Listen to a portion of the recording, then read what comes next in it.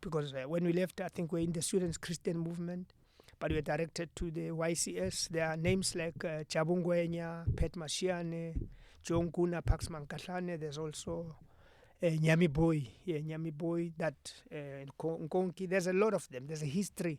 In fact, I'm funding a heritage legacy project out of the little that we have that is going to gather as much information of memory, something that is fading away from memory, which is what Oliver Tambo called the generation of young lions, which is basically young people that were inspired by the 1976 uprisings, but that became a generation that followed in 1976, especially those that established, for instance, COSAS in 1979, and a plethora of other youth formations, religious, spiritual, sporting, that became the trailblazers that led to the establishment of UDF. Because UDF, by the way, most people make a mistake of thinking that it created many of what is called mass democratic movement. No.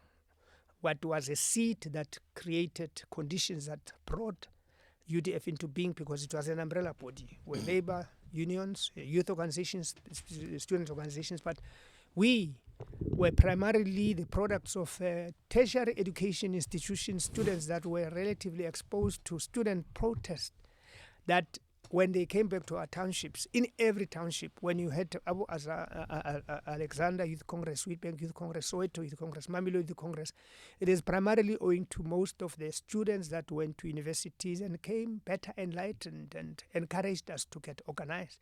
Because young people are naturally exuberant, and that's why you would always look for an opportunity to be part of some activity of a community sense. And the Sunday schools is where we started, and the young Christian students.